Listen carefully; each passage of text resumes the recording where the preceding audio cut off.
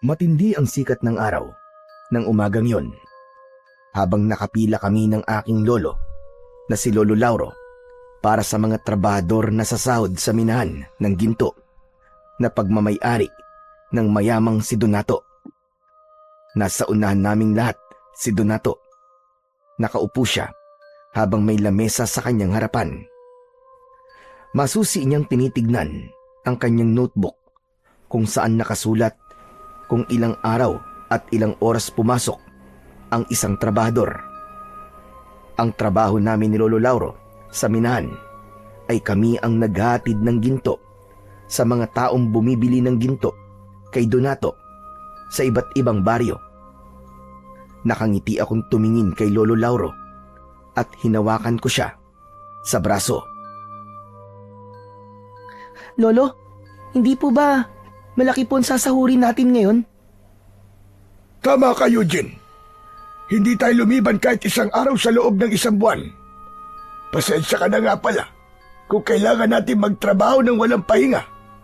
Dahil kailangan na nating matubos sa bangko yung pagkakasanla ng lupa natin. Pero huwag kang mag-alala kasi malapit na tayo matapos sa pagbabayad doon. Sana nga po matapos na po tayo sa pagbabayad sa bangko para makabalik na po ako sa pag-aaral. Kaunting tiis na lamang, apo, at makakapag-aral ka na ulit. Hindi ako papayag na hindi ka makakapagtapos kahit high school man lang. Ayokong habang buhay ka nagtatrabaho rito sa minahan. Pero Lolo, mabibili na po ba natin yung nakita kong laruan truck sa bayan? Yung sinabi ko po sa inyo na gusto ko? Aba, oo naman. Sa Biyernes ay magpupunta tayo sa bayan. Pagkatapos nating magbayad sa bangko, ay bibili na natin yung truck na laruan mo. Yay! Salamat po, Lolo.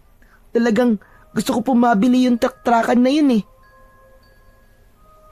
Hindi nawala ang ngiti sa labi ko matapos sabihin ng lolo ko na bibili na namin yung laruan na matagal ko nang gustong gusto.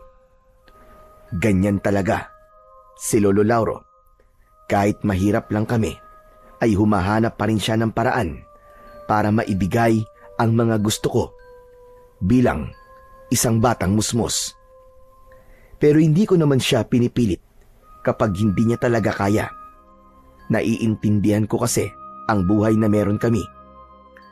Bago ang luho ko, kagaya ng mga laruan, ay inuuna muna namin ang mga talagang kailangan namin, lalong-lalo na ang pagkain. Nang kami na ang nasa harapan, ay sandali kaming tinignan ni Donato. Tinignan niya ang kanyang notebook at humithit siya sa tabako niya. Aba! Totoo ba ito? Wala pala kayong absent na maglolo, ha? Yan! Ganyan ang gusto ko. Magsipag kayo sa pagtatrabaho sa akin. Kung kinakailangan na huwag kayo magpapahinga, ay gawin nyo! Kailangan kasi namin magsipag nitong si Eugene, Donato.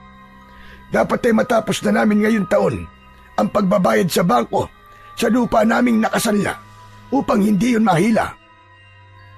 Bakit kasi hindi ka nalang umutang ulit sa akin eh? Gaya ng ginawa mo nung nagkasakit ang asawa mo, hindi ba?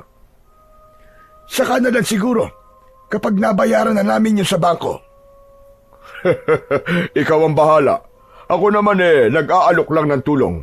Oh, eto ang sahod yung dalawa. Kinuha ni Lolo Lauro ang puting sobre na inabot ni Donato. Inilabas ni Lolo ang perang nasa loob ng sobre at binilang niya yon. Napansin ko ang pagbakas ng pagkabahala sa muka ni Lolo. Teka, sandali lang, Donato. Bakit kulang itong sahod namin ng apo ko? Anong kulang ang sinasabi mo? Bilangin mo kasi ulit at baka nagkamali ka lang. Ang tanda-tanda mo na hindi ka pa yata marunong magbilang ng tama. Sigurado ako, Donato, kulang ito. Halos kalahati ng dapat ay sahod namin ang kulang. Ah, yun ba?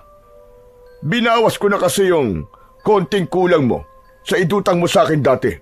Para naman makabawas ka ng utang. Ayaw mo ba nun? Ginawan pa kita ng pabor.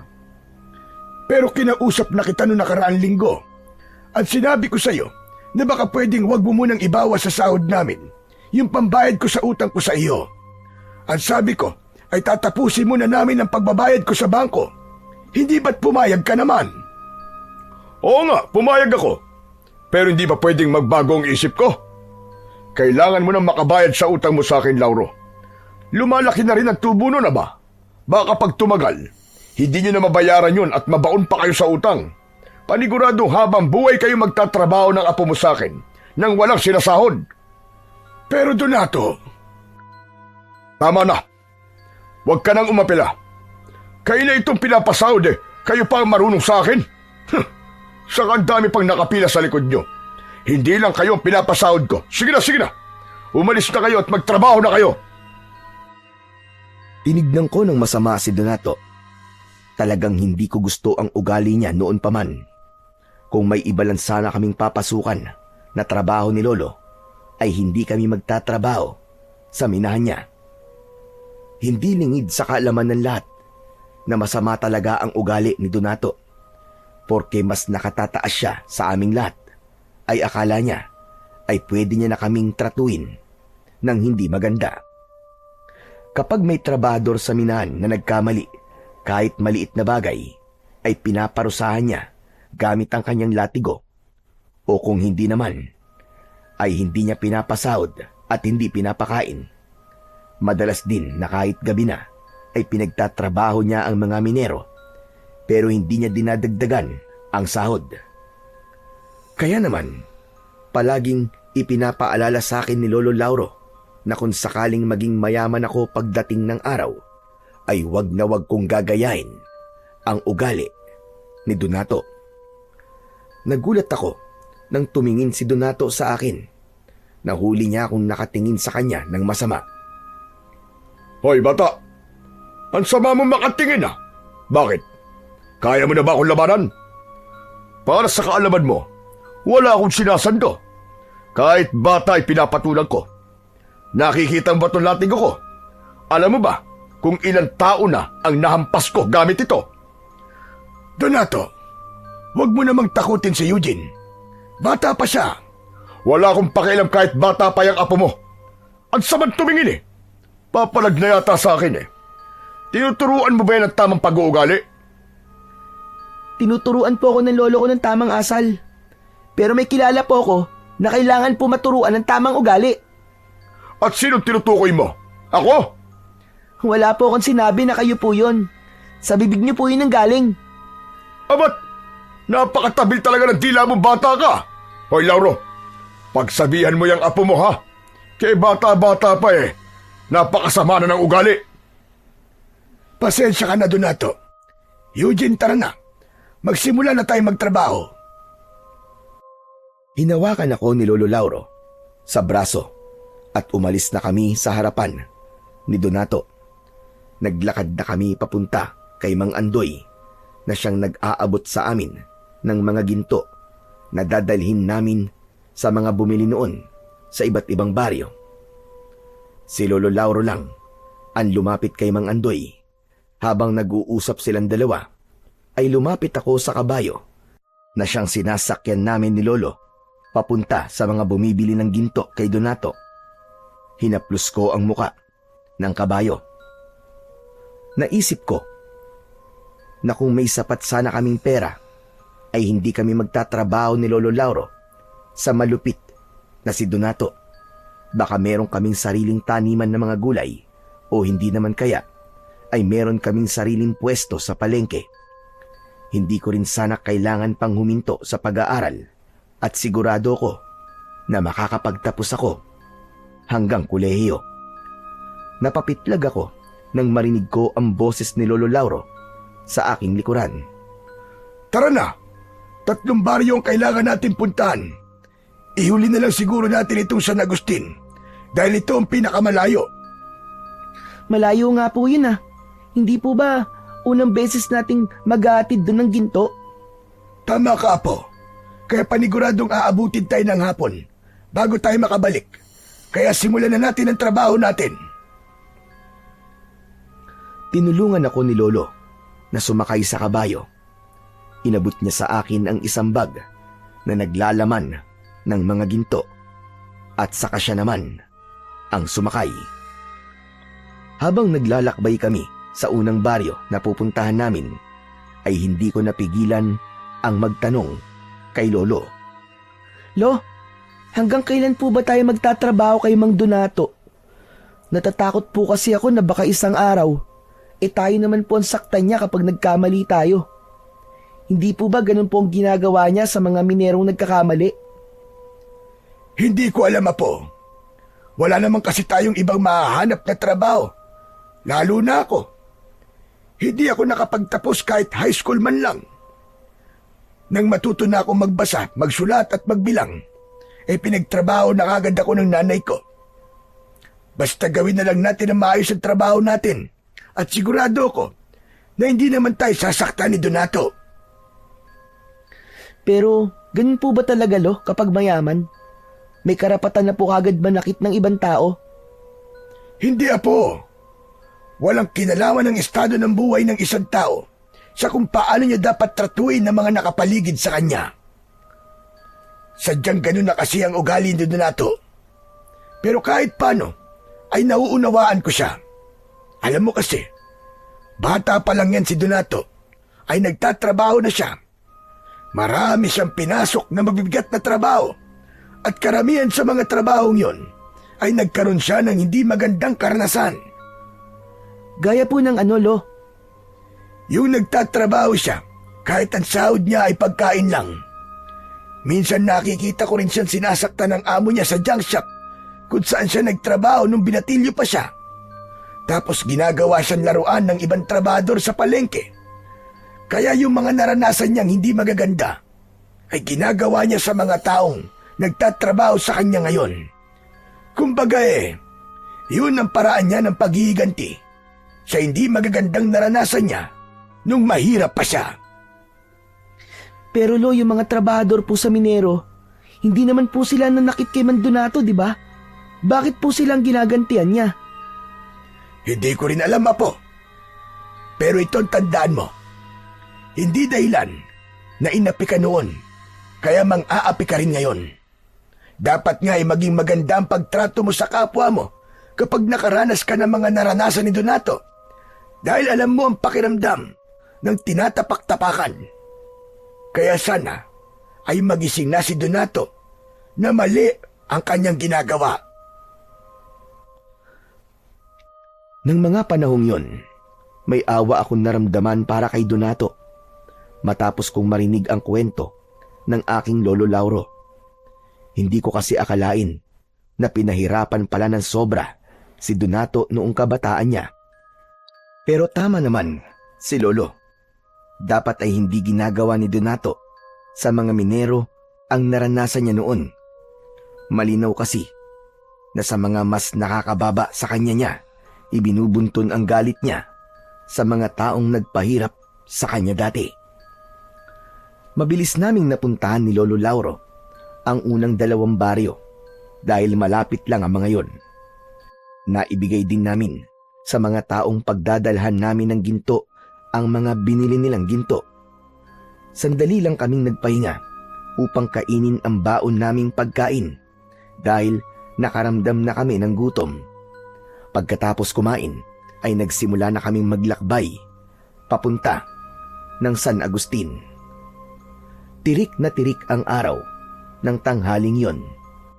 Kaya naman masakit yun sa balat. Pero tiniis namin yon ni Lolo dahil kailangang matapos namin ang aming paghatid ng ginto. Hapon na nang narating namin ang San Agustin. Kapansin-pansin ang katahimikan sa baryong yon. Kakaunti lamang ang mga taong nasa labas at pinagtitinginan nila kami dahil siguro sa bagong muka kami sa baryong yon. Nagtanong-tanong si Lolo Lauro sa mga tao roon kung saan nakatira si Ramona at madali namang naituro sa amin ang bahay ng pagdadalhan namin ng ginto. Huminto ang kabayong sinasakyan namin sa isang bahay na gawa sa kahoy at ang bubong ay pawid. Naunang bumaba si Lolo. Sa kanya ako tinulungang makababa. Lumapit kami sa gate na gawa sa kawayan. Tao po! Tao po! May tao ba riyan? Bumukas ang pinto ng bahay. Lumabas ang isang matandang babae na may maaliwalas na muka. Maayos na nakapusod ang buhok niya sa likod. Lumapit ang matandang babae sa amin. Abay, sino kayo? Ano kailangan nyo? Dito ba nakatira si Ramona? Dito kasi kami itinuro ng mga tao. Ako si Ramona. Ano kailangan nyo sa akin? Kami ang tagatid ng ginto mula sa minahan ni Donato. Dala na namin ang mga gintong binili niyo sa kanya. Ako nga pala si Lauro. At ito naman ang apo kong si Eugene. Eto na pala yung mga gintong binili niyo. Inabot ni Lolo Lauro kay Aling Ramona ang isang maliit na sisidlan na gawa sa makapal na uri ng tela. Agad namang tinanggap yun ni Aling Ramona.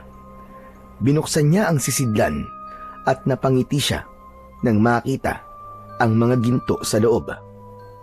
Nako, maraming salamat. Pakisabi kay Donato, maraming salamat. Nagbayad na pala ako kay Donato at buo ko nang nabayaran ng mga gintong ito. Oo, nasabi na yan sa amin ni Andoy.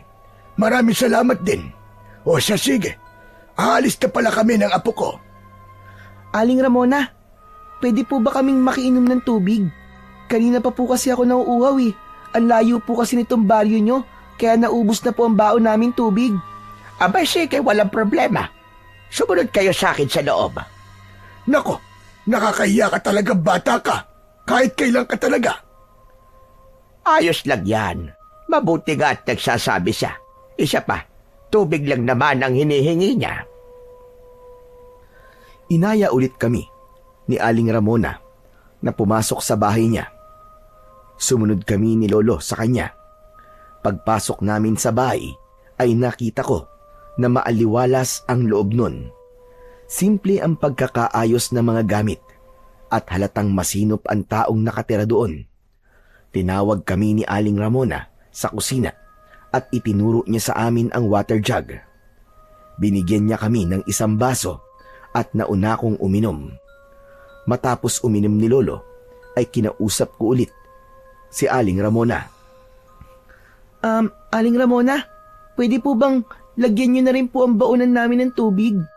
Para naman po may maiinom kami habang pabalik po kami sa minahan. Wala problema, sige lang. Kumuha ka lang dyan ng tubig hanggat gusto mo. Habang nilalagyan ko ng tubig ang plastik na bote, ay narinig ko ang pag-uusap ni na Lolo Lauro at Aling Ramona. Pasensya na sa tanong ko. Pero ano palang ginagawa mo sa mga ginto, Ramona? Napansin ko kasi na sa lahat ng hinatiran namin ng ginto ay ikaw ang pinakamaraming binili. Yan ang negosyo ko. Bumibili ako ng ginto sa minahan, tapos ay ipinagbibili ko rin sa mga gumagawa ng alahas. Nilalagyan ko ng konting tubo para meron naman akong kinikita kahit paano. Magandang negosyo nga yan, lalo na't mabilis tumaas ang presyo ng ginto. Taga rito ka ba talaga sa San Agustin? Hindi, Lauro. Sa ibang lugar talaga ako ipinanganak. 5 taon pa lang ako dito sa San Agustin. At nagustuhan ko na rito, kaya dito ko na piniling manirahan. Ang pamilya mo pala, nasaan? Patay na ang lahat ng kapatid ko. Hindi naman ako nagkaroon ng asawa, kaya wala akong mga anak. Sa madaling salita, ay mag-isa lang ako sa buhay. Hindi ba malungkot kapag mag-isa? Sayang naman ang negosyo mo kung walang magmamana ng mga pinaghihirapan mo ngayon. Nako, sanay na akong mag-isa. Para sa akin, ay walang problema kahit wala akong kasama sa buhay. Dahil mas payapa nga ang ganon para sa akin. Saka kung sakaling mawala ako, wala na akong pakialam sa mga maiiwan kong pera o kayamanan. Teka, ano ba ito? Isa ba itong interview? At ang dami mong tanong. Pasensya ka na. Masyado ko nawili sa pagtatanong. O ano, Eugene? Tapos ka na bang maglagay ng tubig dyan? Kanina pa po, Lolo. Eh bakit hindi ka nagsasalita? Pambihirang batang ire. Kausap niyo po kasi si Aling Ramona eh. Hindi po ba sabi niyo po sa akin, wag po akong sisingit o makikisali sa usapan po ng mas nakatatanda sa akin? Nakakatuwa naman ang apo mo, Lauro. Mukhang maganda ang mga itinuturo mo sa kanya. Yan ang nag-iisa kong apo na si Eugene. Ang talagang ipinagmamalaki ko dahil napakabait niyang bata. Kaya nang mamatay ang aking asawa, ay hindi ako masyadong nalungkot dahil nandyan si Eugene. Kung ganon, ay balo ka na pala. Ganun na nga, Ramona. Alam mo na, binatang binata at walang sabit. O siya, sige, tutuloy na kami. Masyado na tayo napapasarap sa kwentuhan. Baka abutin na kami ng dilim sa daan. O sige, mag-iingat kayo. Oo nga pala. Dalhin nyo na itong mga tinapay para meron kayong makakain sa daan. Kinuha ni Aling Ramona ang isang supot ng tinapay na nasa ibabaw ng kanyang lamesa. Ayaw pa sana yung tanggapin ni Lolo Lauro, pero naging mapilit si Aling Ramona. Kaya wala nang nagawa si Lolo, kundi kunin ang tinapay. Matapos naming magpasalamat kay Aling Ramona, ay umalis na kami ni Lolo. Sumakay na kami sa kabayo at nagsimula na kaming maglakbay pabalik sa minahan para mag-report kay Donato. Salamat naman at tapos na ang trabaho natin ngayong araw. Makakapagpahinga na rin tayo. O ano, Eugene? May gusto ka bang ulam? Parang gusto ko po ng tortang sardinas, Lolo. Aba, tortang sardinas lang talaga. Ayaw mo ba ng adobong manok? Wag na po muna. Ang mahal po ng manok ngayon eh. Hindi po ba magbabayad pa po tayo sa bangko? Aba, oo nga pala. Nako, pasensya ka na pala kung hindi mo na natin mabibili yung laro ang gusto mo. Ayos lang po yun. Unahin na po muna natin yung mga importanteng bagay. Pero Lo, ang bait po ni Aling Ramona, no? Sa dami na po nang natira natin ng ginto, siya lang po ang nagbigay sa atin ng tinapay. Tama ka dyan, Iyo. Mabait nga siyang talaga. Saka parang may gusto po kayo sa kanya, Lo. Ang dami niyo po kasing tanong sa kanya eh. Halatang interesado po kayo sa kanya. Saka iba po yung ngiti niyo kanina nang nalaman niyo pong wala po siyang asawa. Hoy, ano ka bang bata ka, magtigil ka nga. Masyado kang malisyoso. Siyempre, paniguradong hindi yun ang huling beses na aartira natin siya ng ginto. Kaya dapat ay maging maganda ang pakikitungo natin sa kanya. Saka, bakit alam mo ng mga ganyang bagay ha? 11 anyos ka pa lang, baka nakakalimutan mo. Lolo naman, syempre alam ko na po yun. May crush na nga po ako eh. Crush ka dyan. Pero wala namang problemang magka-crush. Basta hanggang crush lang muna. Huwag ka muna mag-aasawa. Wag po kayong mag-alala, Lo, kasi hindi pa po ako mag-aasawa. Pero mukhang kayo po ang mag-aasawa ulit kasi nakilala niyo po si Aling Ramona. Malakas na natawa si Lolo Lauro sa mga sinabi ko. Nagpatuloy ang aming masayang kwentuhan hanggang sa makarating na kami sa minahan. Nang nakabalik na kami sa minahan, ay nag-report na kami kay Donato at nang masiguro niya na naibigay namin sa mga bumili ng ginto ang mga ginto, ay umuwi na kami ni Lolo sa bahay. Nakatira kami ni Lolo Lauro sa isang maliit na kubo. Maliit lang din ang lupang kinatatayuan nun. Agad na nagluto si Lolo ng pagkain namin para sa hapunan. At pagkatapos naming kumain, ay ako naman ang naghugas ng aming pinagkainan. Eugene na po. Pagkatapos mo dyan ay sumunod ka sa akin sa likod ng bahay. Tuturuan niyo na naman po ba akong gumamit ng agimat, Lo? Basta, pumunta ka na lang doon pagkatapos mo maghugas dyan. Lumabas na si Lolo, habang ako naman ay tinapos ko na ang aking ginagawa. Pinunasan ko ang basa kong kamay at saka ko pinuntahan si Lolo sa likod ng bahay. Nakita ko si Lolo na hawak ang kanyang agimat. Naikwento sa akin ni Lolo dati na ang agimat na yon ay ibinigay sa kanya ng isang mahusay na manunugis ng mga aswang. Sa lugar kasi kung saan lumaki si Lolo Lauro ay may mga aswang na umaatake. Nakitaan ng manunugis na yon ng potensyal si Lolo, kaya sinanay siya nito na makipaglaban sa mga aswang at gamitin ang agimat na yon. Ngunit dahil mas pinili ng pamilya ni Lolo na umalis sa lugar na yon, ay hindi nito naranasang makipaglaban sa mga aswang at nanatili sa pangangalaga niya ang agimat. Sabi ko na nga ba, tuturuan niyo na naman po ako sa paggamit ng agimat eh.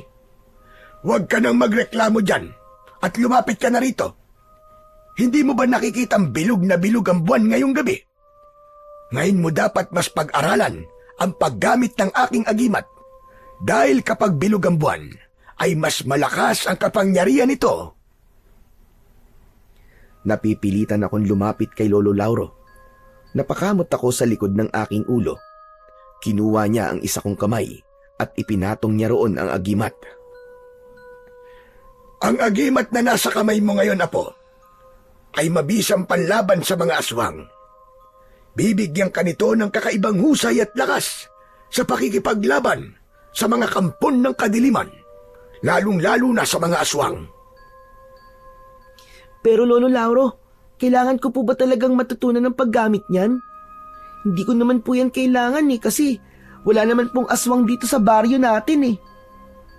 Hindi porke walang aswang ngayon dito, ay wala nang darating na aswang sa hinaharap. Kailangan mong paghandaan ng araw na yon. Mas maganda na ngayon pa lang, ay handang-handa ka na. Bakit po hindi na lang po kayo ang gumamit niyan, Lo? Hindi po ba sa inyo naman po yan ibinigay ng manunugis na ikiniwento niyo po sa akin dati? Masyado na ako matanda para gamitin ko pa ito, Apo. Kaya naman naisip ko na ipamana ito sa'yo kapag alam mo na itong gamitin. Mas mapapakinabangan mo ito kaysa sa akin. Ngayon, ituturo ko sa iyo ang dasal na kailangan mong dasalin upang hindi mawala ang kapangyarihan ng agimat na ito. Tandaan mo, Apo, tuwing bilog lang ang buwan mo ito gagawin. Matapos yon, ay itinuro na sa akin ni Lolo Lauro ang dasal na sinasabi niya. Nahirapan ako dahil nasa wikang Latin ang dasal. Palagi akong nabubulol at namamali sa pagbigkas ng bawat salita. Pero naging matyaga si Lolo sa pagtuturo sa akin. Sinabi rin niya ang ibig sabihin ng dasal na yon upang mas maunawaan ko ang aking mga sinasabi. Kahit papano ay nasa ulo ko naman ang dasal matapos ang halos 1 oras na pagtuturo sa akin ni Lolo Lauro. Tinapos na niya ang pagtuturo at bumalik na kami sa loob ng aming kubo. Inayos na ni Lolo ang aming tutulugan habang pinanonood ko siya. Lolo, hindi po ba talaga kayo nakipaglaban sa mga aswang dati kahit 1 beses? Hindi, Apo. Bago kasi ako sumabak sa pakikipaglaban noon, ay umalis na kami ng pamilya ko sa baryo namin dahil natatakot na sila sa hindi magagandang nangyayari roon. Ayoko nga sanang umalis dahil ang gusto ko ay tulungan ng manunugis na nagsanay sa akin sa pakikipaglaban sa mga aswang. Pero naisip ko na mas piliin ang desisyon ng aking pamilya. Kaya niyo po ba ako sinasanay? Para ako po ang gumawa ng hindi niyo po nagawa noon? Parang ganun na nga. Pero sana ay huwag mong magamit ang agimat. Talagang gusto lang kitang maging handa sa mga pwedeng mangyari, Apo. Hindi natin hawak ang kinabukasan. Kaya't mas maigi na paghandaan ang mga ganung bagay. Kaya sana, Apo, huwag kang tamarin kapag tinuturuan kitang gamitin ang agimat. Naiintindihan ko na po. Sorry po, Lo kung palagi po akong tinatamad kapag tinuturuan niyo po ako. Pero pangako po, simula po ngayon ay seseryosohin ko na po ang mga ituturo niyo sa akin. Mabuti naman kung ganon. Halika na, matulog na tayo at maaga pa tayo bukas. Bago kami humiga ni Lolo, ay nagdasal muna kaming dalawa. Ipinagdasal ko na sana ay humaba pa ang buhay ni Lolo Lauro dahil gusto ko pa siyang makasama kapag nakakaangat na ako sa buhay. Gusto kong bumawi sa lahat ng sakripisyo niya at pagmamahal niya para sa akin. Hindi ko rin kinalimutang ipagdasal ang kaluluwa ng aking nanay at tatay na matagal nang pumanaw. Kinabukasan, pagkagising namin ay sabay kaming nag-almusal ni Lolo Lauro. Naligo kami ng mabilis at naglakad na kami papunta sa minahan. Pagdating namin doon ay nagtaka kami dahil nagkakagulo ang mga minero. Lumapit kami sa kanila at nagimbal kami ni Lolo nang malaman namin na ang pinagkakaguluhan ay ang 2 bangkay ng minero. Kalunos-lunos ang itsura nila dahil halos maligo na sila sa sarili nilang dugo. Parehas silang may kagat sa leeg at wakwak ang dibdib. Mabilis na tinakpan ni Lolo Lauro ang mga mata ko gamit ang kanyang kamay. Pero huli na dahil nakita ko na ang mga bangkay. Hanggang sa dumating na si Donato, pinatabi niya ang mga minero upang makita niya ang 2 bangkay. Sino ang pumatay sa mga trabahador ko? Boss, hindi po namin alam eh. Nakita lang po namin ang katawan nila pagdating namin dito. Pero tumawag na po kami ng mga pulis, boss. Maaabala ang negosyo ko sa mga pulis na yan. Paniguradong paihintuin nila ang ating operasyon ng ilang araw dahil mag-iimbestiga sila rito. Bakit kasi dito pa pinatay ang 2 yan? Buwisit talaga. Bakit po parang mas iniisip niyo pa po ang minahan, Mang Donato? Hindi po ba dapat lang po na magkaroon po ng investigasyon para malaman po at mapanagot kung sino pong pumatay sa mga minero? Eugene, tumahimik ka, Apo. Talagang hinuhuli mo ang pika kong bata ka. Hinihingi ko ba ang opinyon mo? Ano naman kung iniisip ko ang aking minahan kaysa sa kung anong bagay? Tagdal mo, kung wala ang minahan na ito, magugutom kayo ng lolo mo. Apo, huwag ka na sumagot. Donato, pagpasensyaan mo na si Eugene. Hindi niya alam ang kanya sinasabi. Bata pa kasi siya. Bata. May bata bang ganyan sumagot? Sinasayang niyo ang oras ko. Bumalik na kayo sa pagtatrabaho bago dumating ang mga pulis. Bilisan niyo! Hindi ako makapaniwala na nagawa pang pagtrabahuin ni Donato ang mga minero kahit may mga pinatay na sa minahan. Pero dahil mga trabador lang kami, ay wala na kaming nagawa kundi sundin si Donato. Kinuha na lang ni Lolo ang mga gintong ihahatid namin sa iba't ibang baryo at maya-maya ay umalis na kami, sakay ng kabayo. Habang naglalakbay, ay hindi maalis sa utak ko ang itsura ng 2 bangkay na natagpuan sa loob ng minahan.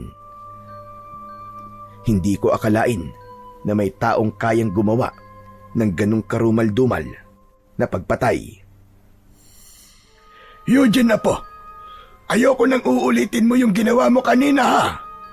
Hindi mo dapat sinasagot ng pabalang si Donato, lalo na't mas matanda siya sa iyo.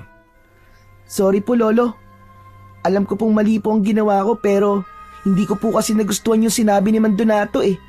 Halata po kasi na mas iniisip pa niyang negosyo niya kesa sa 2 patay na minero. Ganyan din naman ang nararamdaman ko sa sinabi ni Donato. Pero ipapaalala ko lang sa iyo na amo natin si Donato at tayo ay isa lamang sa mga tauhan niya. Siya ang nagpapasahod sa ating 2, Apo. Hindi ka ba natatakot na baka mawalan tayo ng pagkakakitaan kapag napununat sa iyo si Donato dahil sa pagsagot-sagot mo sa kanya? Tandaan mo na wala na tayong maahanap na ibang trabaho kapag naalis tayo sa minahan. Sorry po talaga, Lolo. Hayaan nyo na po sa susunod, ititikom ko na po talaga ang bibig ko. Kahit may sabihin pa po si Mang Donato na hindi maganda. Lumipas ang ilang araw at palagi kong nakikita sa minahan ang mga pulis na nag-iimbestiga. Sobra akong na-curious kung sino ang salarin sa patayang nangyari sa minahan. At sa kabila ng pangyayaring yon, ay hindi ko nakitaan si Donato na gusto niyang marisolba ang kasong yon. Narinig ko na lang na binayaran ni Donato ang mga pulis upang tumigil na ang mga yon sa pag-iimbestiga. Alam ko na ginawa ni Donato upang bumalik na ang minahan sa normal nitong operasyon. Isang gabi, habang kumakain kami ng hapunan, ay nagtanong ako kay Lolo Lauro. Lolo, hindi po ba tapos na po yung investigasyon sa dalawang pinatay sa minahan? Ano po palang resulta ng pag-iimbestiga po ng mga pulis doon? Narinig ko sa mga minero na base sa mga ebidensya ay inatake ng mababangis na hayop ang dalawang minero. Kaya po bang gawin ng mabangis na hayop ang ganung pagpatay, Lo? Hindi ko rin alam, Apo. Ang sabi ng ibang minero ay binayaran daw ni Donato ang mga pulis para ganun ang kalabasan ng investigasyon. Ayaw kasi ni Donato na humaba pa ang pag-iimbestiga ng mga pulis dahil naaabala ang trabaho sa minahan. Hanip, grabe po talaga si Mang Donato, no? Para pong imposibleng mabangis na hayop lang ang pumatay dun sa mga minero eh. Nakakaawa naman po sila dahil mukhang hindi sila mabibigyan ng hustisya. Wala na tayong magagawa pagdating sa bagay na yan, Apo. Pinagalaw na ni Donato ang pera niya, kaya paniguradong hanggang doon na lamang ang mangyayaring investigasyon. Nalungkot ako sa mga nalaman ko. Doon ko napatunayan na iba talaga kapag maraming pera ang isang tao. Nagagawa nito ang kahit na ano, kahit pa ang pinaka-imposibleng bagay. Inakala naming lahat na yun na ang una't huling beses na may papatayin sa minahan. Pero makalipas ang ilang araw, ay isang minero na naman ang natagpo ang walang buhay. Ang masaklap pa nun ay nawala ang mga gintong nakatago sa minahan. Nang dahil sa pangyayaring yon, ay naggalit talaga ng gusto si Donato. Kaya agad siyang nagpatawag ng pagpupulong sa lahat ng nagtatrabaho sa minahan. Hindi ko na gusto ang nangyayari ngayon dito. Malinaw na hindi lang pagpatay ang pakay ng kung sinong hayop na yon, kundi pagnanakaw din. Ibig po bang sabihin ay mga mababangis na hayop po nagnakaw sa mga ginto? Kasi hindi po ba ang lumabas po sa investigasyon ay mababangis na hayop po ang pumatay dun sa unang minero? Manahimik ka, Eugene. Huwag mo nang dagdagan ang init ng ulo ko. Eugene, Apo, ano ba sinabi ko sa'yo? Tama na yan. Napayuko ako at pinilit ko na wag nang magsalita. Nararamdaman ko na mauulit pa ang patayan at pagnanakaw na to. Kaya kailangan mahuli na kung sino man ang gumagawa nito sa akin. Napakalaking halaga ng ginto ang nawawala. Kaya simula mamayang gabi, ay dadagdagan ang mga magbabantay dito sa minahan. Kung dati ay 2 o 1 lang ang nagbabantay, ngayon, gagawin ko ng 5. At kung sino man ang makakahuli sa mamamatay tao na yon at magnanakaw na yon, ay magkakaroon ng gantimpala sa akin. Umugong ang bulungan ng mga minero. Marami ang natuwa dahil sa gantimpalang sinabi ni Donato, kahit wala pang nakakaalam kung anong klaseng gantimpala yon. Ano namang gantimpala ang makukuha ng makakahuli sa kriminal, Donato? 50,000 piso. Agad kong ibibigay yon sa makakahuli sa magnanakaw ng mga ginto ko. Kaya kung ako sa inyo, ayusin ninyo ang inyong pagbabantay para kayo ang makakuha ng gantimpala. At siguraduhin nyo na hindi na ulit ako mananakawan.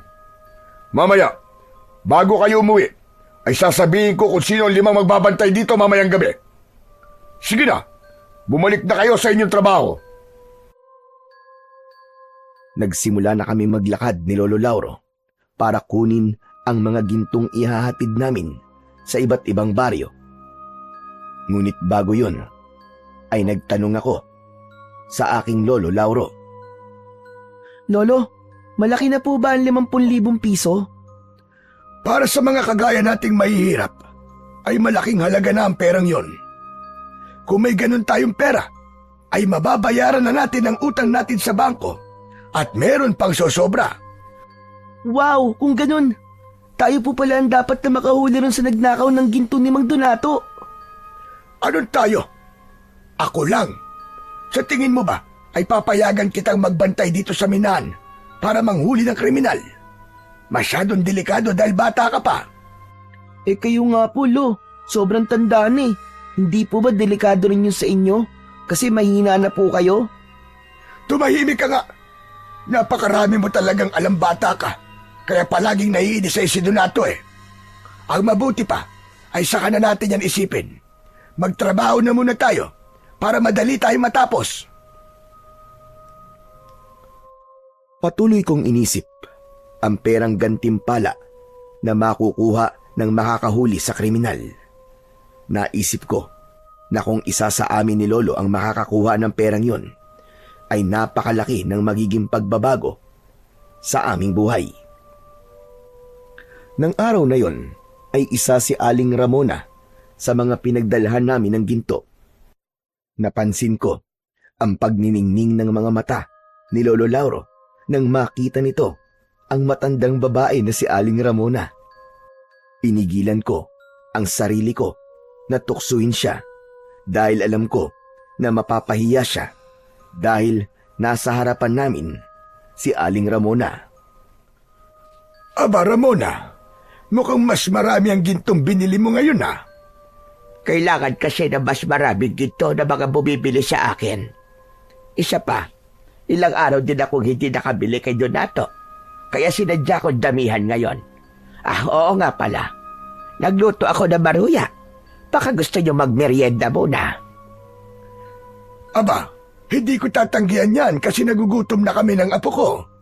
Maraming salamat sa iyo, Ramona. Sus, hindi po ba kumain na po tayo ng banana Q kanina lang? Nagmerienda na ba kayo? Ay, oo, pero gutom pa rin kami. Kung gano'n ay sumunod na kayo sa akin sa loob. Matamis na ngumiti sa amin si Aling Ramona. Pagpasok namin sa bahay niya, ay dumiretso kami sa kusina. Inihain niya ang mga maruya at maya-maya pa ay nagsimula na kaming kumain. Oo nga pala. Hindi ka ba naiinip dito? Lalo na't mag-isa ka lang. Hindi naman. Gaya na sinabi ko sa inyo noon, ay sanay na akong mag-isa. Saka may pinaglilibangan ako. Nag-aalaga ako ng iba't ibang halaman na namumulaklak. Talaga? Pwede ko bang makita ang bulaklak mo, ang mga bulaklak? Oo naman. Alam mo, ngayon lang may nagka-interes na makita ang mga tanim kong bulaklak.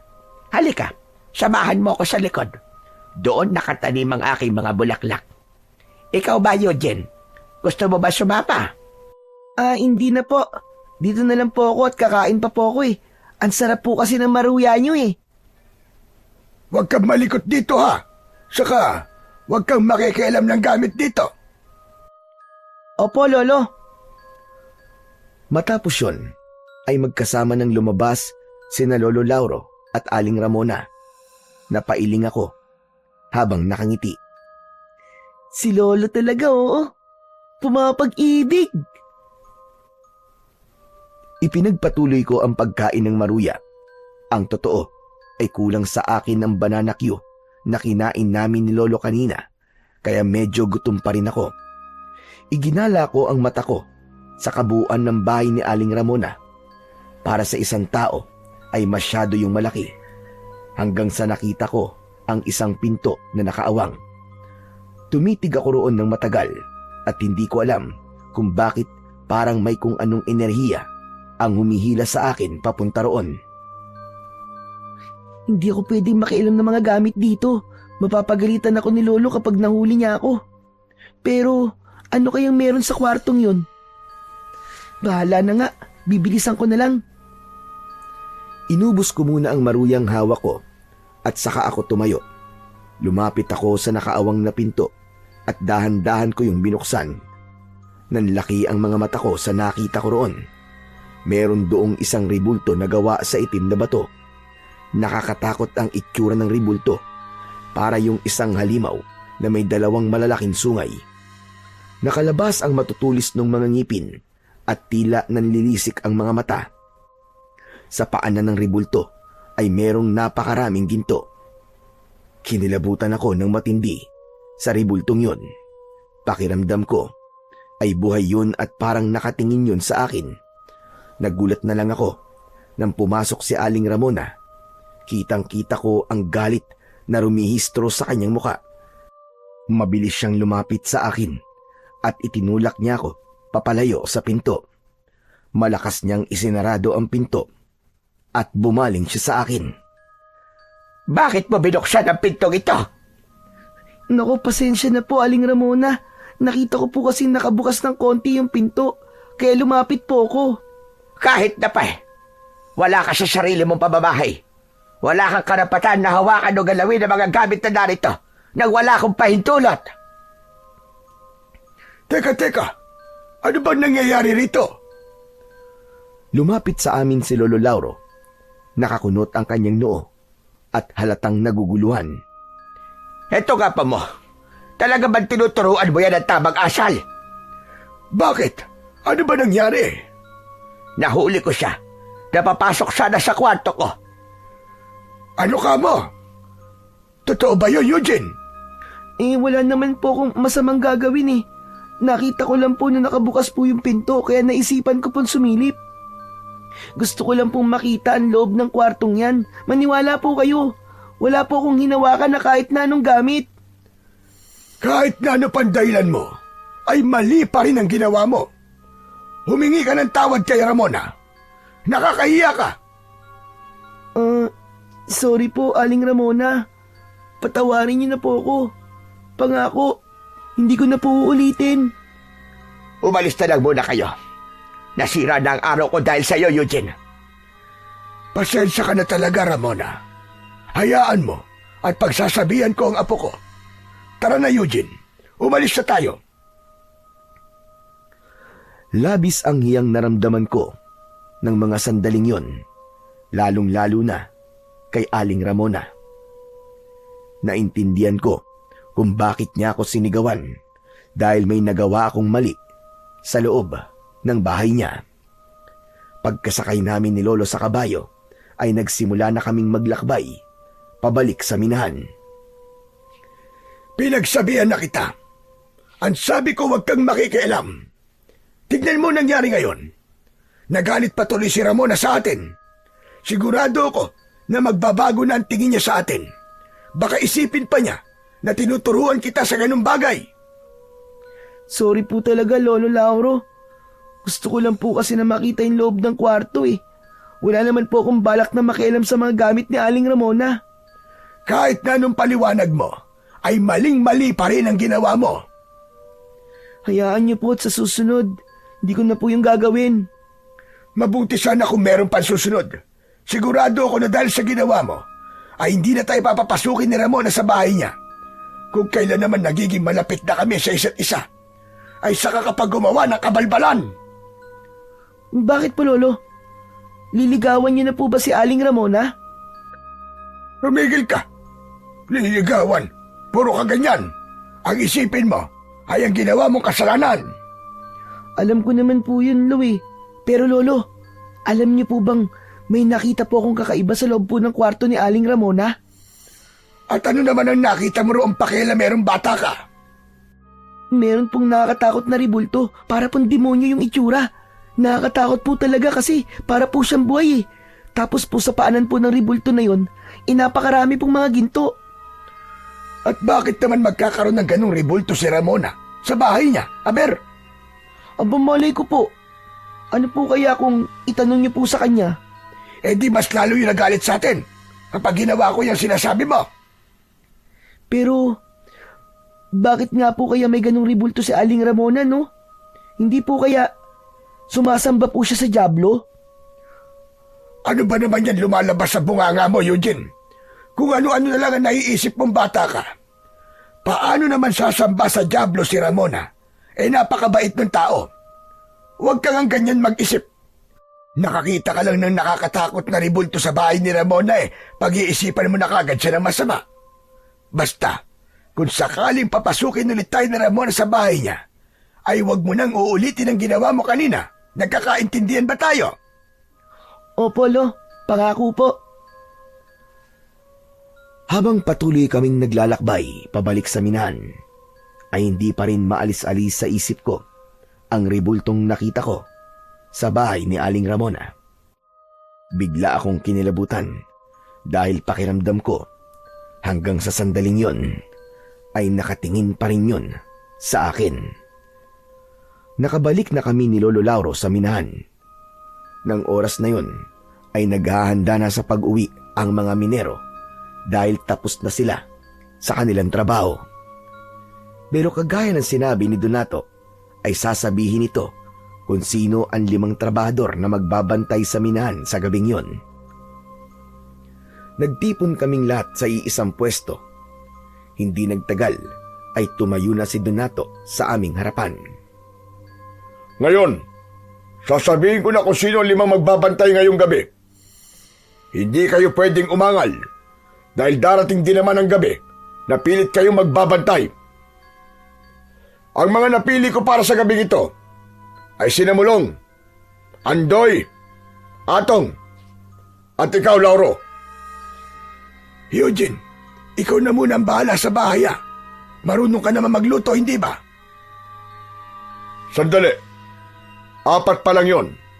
At ang pang-5 ay si Eugene. Sandali lang, Donato. Bakit kasama si Eugene sa mga magbabantay mamayang gabi? Masyadong mapanganib para sa kanya ang gagawin namin pagbabantay dahil masyado pa siyang bata. Pwede bang pumili ka na lamang ng iba? Hindi ka ba marunong umintindi, ha? Ang sabi ko, hindi kayo pwedeng umangal. Pero bata pa ang apo ko, Donato. Hindi ako pumapayag sa gusto mong ipagawa sa kanya. At bakit hindi? Trabahador ko rin ang apo mo. O sige. Gusto mo bang huwag kong pagbantayin si Eugene ngayong gabi at sa mga susunod na gabi ko na siya itatalaga sa pagbabantay? Pero ipapaalala ko lang sa iyo na iba-ibang grupo magbabantay kada gabi, kaya maliit ang tsansang magkasama kayong dalawa sa pagbabantay kung hindi siya magbabantay ngayong gabi. Hindi ba dapat matuwa ka pa na pinagsama ko kayo sa isang grupo? Lolo, pumayag na po kayo. Huwag po kayong mag-alala. Mag-iingat na lang po ako. Hindi na nagawang magsalita pa ni Lolo Lauro, pero ramdam ko ang matindi niyang pagtutol na isama ako sa mga magbabantay sa minahan. Meron pa bang aapela sa inyo? Kung wala na ay umuwi na ang mga hindi magbabantay dito sa aking minahan, habang ang 5 nakatalagang magbabantay ay maiiwan, at gawin ninyo ang trabaho ninyo ngayong gabi. Gawin nyo ang lahat para mahuli nyo ang nagnakaw ng mga ginto ko. Nagsimula ng mag-alisan ang ibang mga minero. Naiwan kami ni Lolo kasama ang 3 pang kasama namin sa grupong magbabantay sa minahan para sa gabing yon. Paalis na sana si Donato pero mabilis yung nilapitan ni Lolo Lauro. Donato, nakikiusap ako sa iyo. Huwag mo nang isali si Eugene sa mga nagbabantay.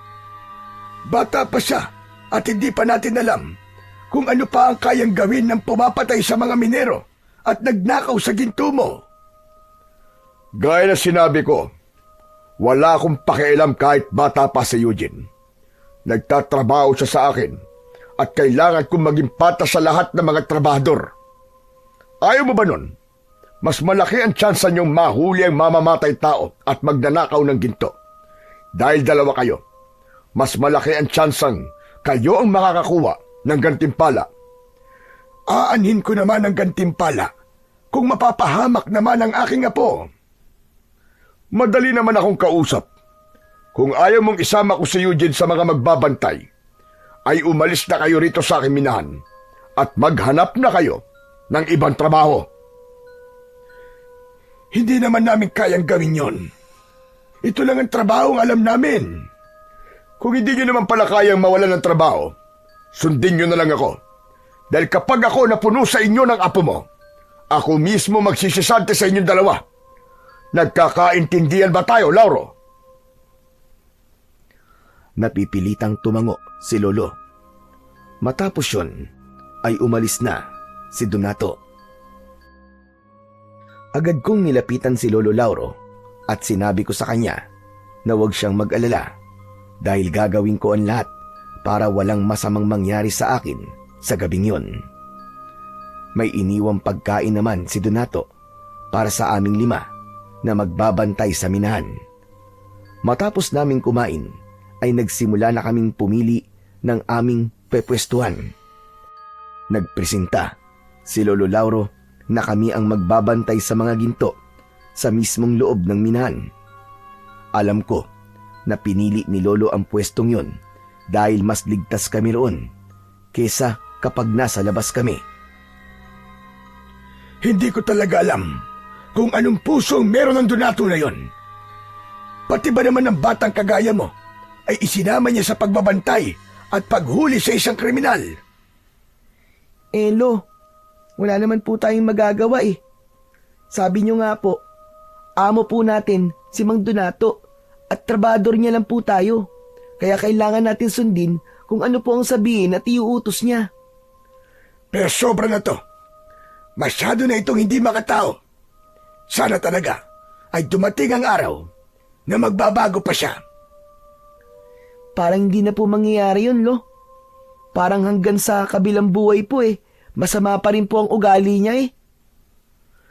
Ewan ko po. Pero darating ang araw na makakahanap din ng katapat si Donato. Oo nga pala. Dito ka lang sa loob at huwag kang lalabas ha. Pupuntahan ko lang mga kasama natin para kumustahin sila.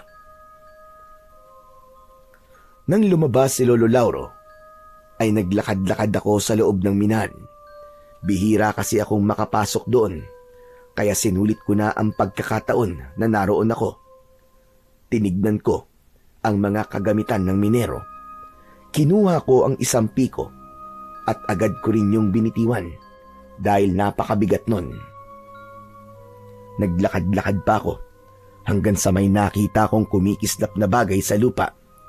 Dinampot ko yun at nalaman ko na isa yung ginto na halos kasing laki ng aking hinlalaki. Namangha ako dahil hugis puso ang ginto. Nang marinig ko ang pagtawag ni Lolo Lauro sa pangalan ko, ay nagmamadali akong bumalik sa kinaroroonan ko kanina. Saan ka ba nagpunta? Hindi ba sabi ko dito ka lang? Hindi naman po ako lumabas eh. Pero Lo, tignan niyo po tong gintong nakita ko. Parang inukit po siya kasi hugis puso po. Saan mo nakita yan? Napulot ko po habang naglalakad-lakad ako. Malapit po ron sa lagayan ng mga gamit ng minero. Nako, isama mo yan sa mga gintong nakatabi. Baka nalaglag lang yan. Alam ni Donato kung gaano karami ang mga gintong nakukuha rito. Kapag nalaman niyang kulang ang mga yon, ay magwawala na naman yun sa galit. Sinunod ko ang sinabi ni Lolo. Inilagay ko ang gintong napulot ko sa kahon kung saan nakalagay ang iba pang mga ginto. Naupo kami ni Lolo Lauro sa isang sulok. Makalipas ang halos 1 oras, ay nakaramdam na ako ng antok. Napansin naman yon ni Lolo Lauro at sinabi niya sa akin na kung gusto ko ay pwede naman daw akong matulog. May nakita akong sako at yun ang inilatag ko sa lupa at doon ako humiga. Hindi nagtagal ay nakatulog na kagad ako. Ngunit hindi pa man ako nagtatagal sa pagtulog nang nagising ako dahil sa pagsigaw ng mga kasama namin sa labas. Napabalikwas ako at nagtaka ko dahil palabas na si Lolo habang may dala siyang itak. Lolo, saan po kayo pupunta? Dito ka lang at kahit na anong mangyari, ay huwag kang lalabas. Ha? Bakit po? Ano po ba nangyayari? Basta, sundin mo na lang ang sinabi ko. Dito ka lang. Nagmamadaling lumabas si Lolo Lauro habang naririnig ko pa rin ang pagsigaw ng mga kasama namin. Kinabahan ako dahil yung klase ng pagsigaw nila ay parang dahil sa labis na takot. Ano kayang nangyayari dun sa labas? Bakit parang nagkakagulo sila ron? Hindi kaya nasa labas yung magnanakaw ng ginto ni Mang Donato? Nang dahil sa naisip ko na yon, ay nagkaroon ako ng kagustuhang malaman kung ano ba talaga ang nangyayari sa labas. Kaya sa kabila ng sinabi ni Lolo Lauro sa akin na bawal akong lumabas, ay lumabas pa rin ako. Nagtago ako sa likod ng isang malaking bato. Pagsilip ko roon, ay nakita ko ang isa sa mga minero na nilalapa ng isang nakakatakot na nilalang. May mahahabang kuko ang nilalang na yon at ginamit nito yon para wakwakin ang dibdib ng minero. Bukod doon ay matutulis din ang mga ngipin niya at ang mukha niya ay parang sa isang mabangis na halimaw. Mabilis na tumakbo si Lolo Lauro papunta sa inaataking minero at nang makita ng nilalang si Lolo Lauro ay mabilis na tumakbo ang nakakatakot na nilalang. Takot na takot ako sa aking nakita. Nang lapitan ni na Lolo at ng iba pang mga kasama ang walang buhay na minero, ay agad nila yung binuhat at dinala sa malapit na bukana ng mismong minahan. Kahit nakita ako ni Lolo Lauro, ay hindi niya ako pinansin dahil nakatuon ang atensyon niya sa naging biktima ng halimaw. Kahit halatang walang buhay na ang minero, ay binugahan pa rin nila ng hangin ang bibig nun. Sa huli, ay sumuko na lamang si Lolo Lauro. Wala na. Patay na siya. Patay na si Andoy. Lolo, ano po yung umatake kay Mang Andoy? Bakit po ganun ang itsura niya? Hindi ako maaaring magkamali. Sigurado ako na aswang ang halimaw na yon. Aswang ang pumatay kay Andoy at sa iba pang mga minero. Maraming beses na ako nakakita ng aswang at ganun ang halimaw na umatake kay Andoy. Bumakas ang takot sa mukha ng dalawa pang minero habang si Lolo Lauro ay matiim na nakatingin sa bangkay ni Mang Andoy. Pinakuha ako ni Lolo ng mga sako upang gamitin na pantakip sa bangkay. Matapos yun, ay patuloy kaming nagbantay dahil natakot kami na baka muling bumalik yung aswang.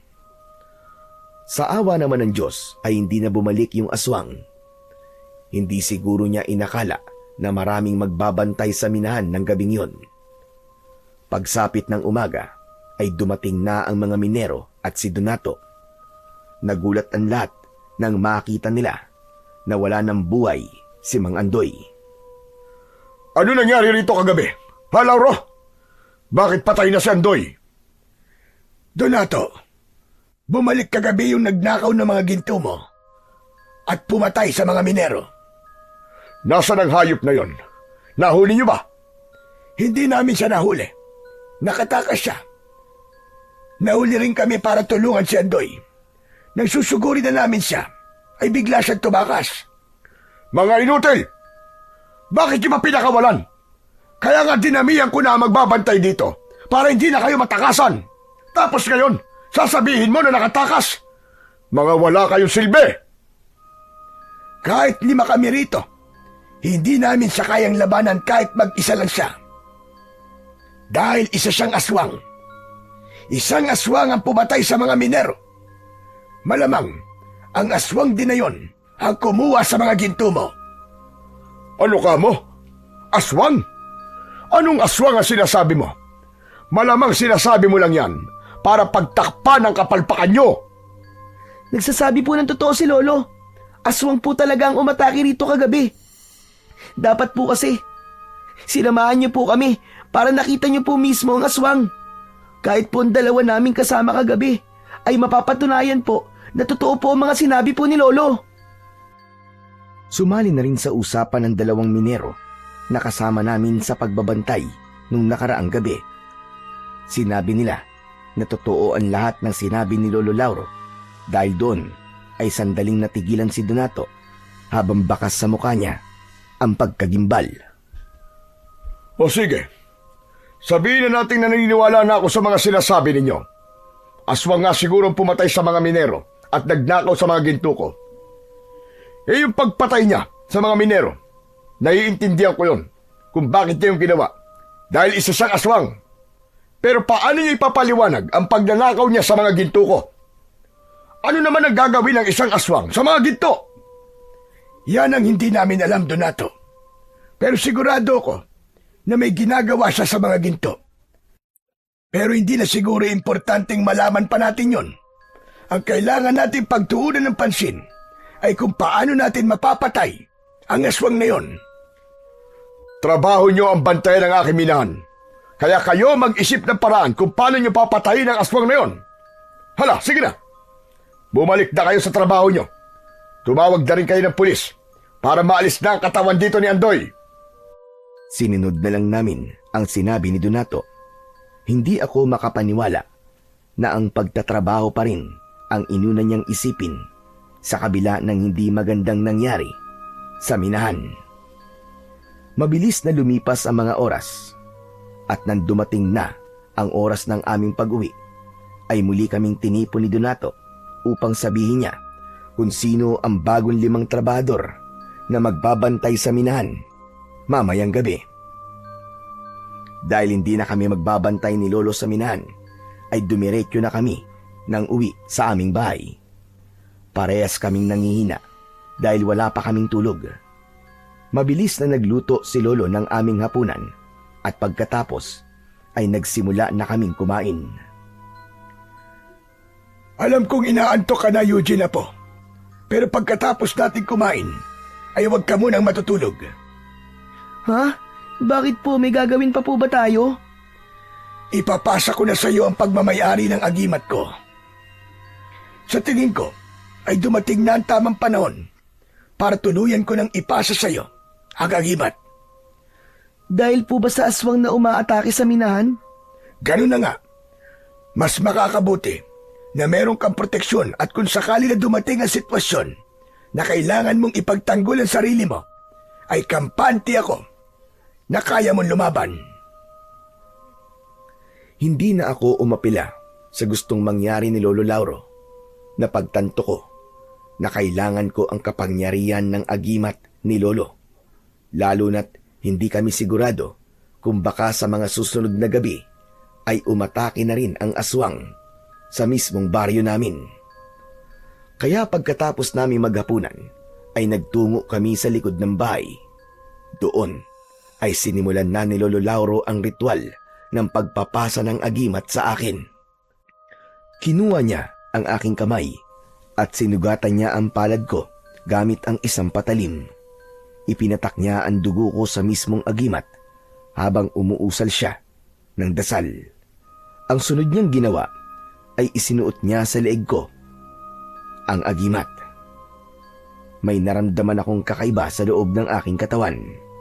Uminit ng kaunti ang dibdib ko na para bang may kung anong enerhiya ang biglang nabuhay doon. Napahawak ako sa dibdib ko habang nakangiwi. Lolo, parang mainit po ang dibdib ko ah. Saka, nahihirapan po akong huminga, Lolo.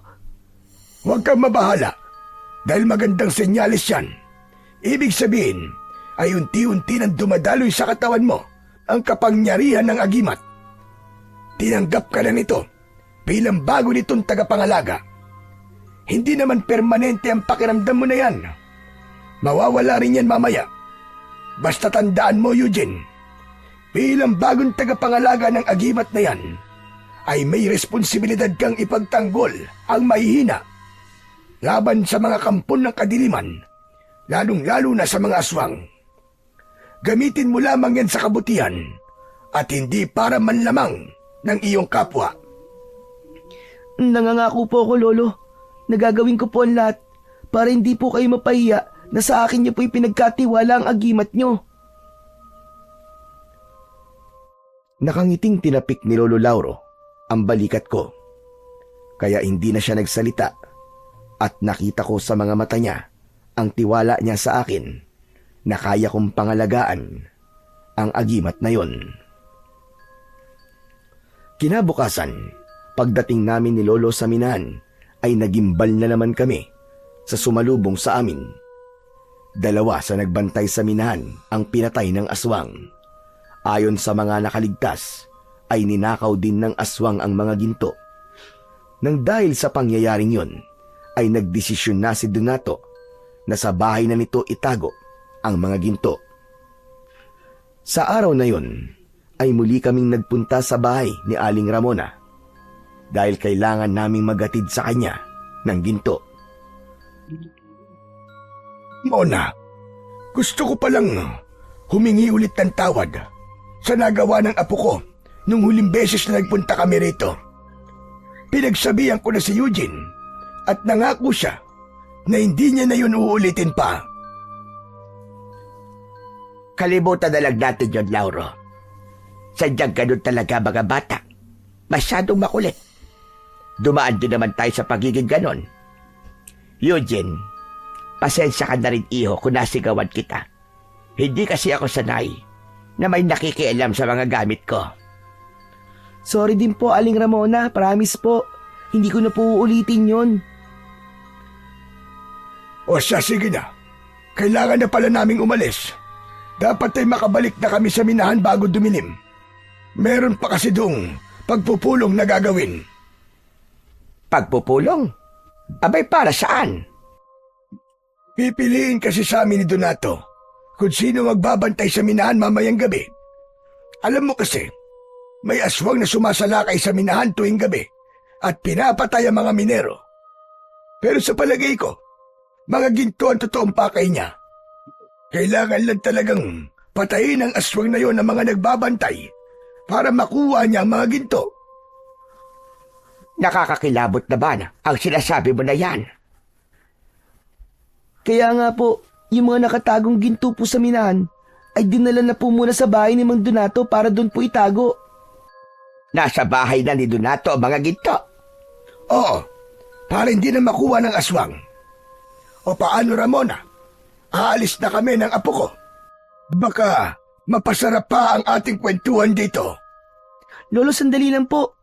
Naiihi po kasi ako eh. Aling Ramona, pwede po ba akong makigamit po ng banyo nyo? Abay, oo naman. Pumasok ka nila sa loob. Yung nag-iisang pinto sa kusina, ang banyo.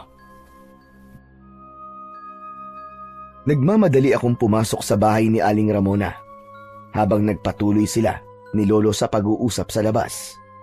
Agad akong nagtungo sa banyo. Mabilis akong natapos sa dapat kong gawin. At nang lumabas ako ng banyo, ay nakita ko yung pinto kung saan nakalagay yung nakakatakot na ribulto.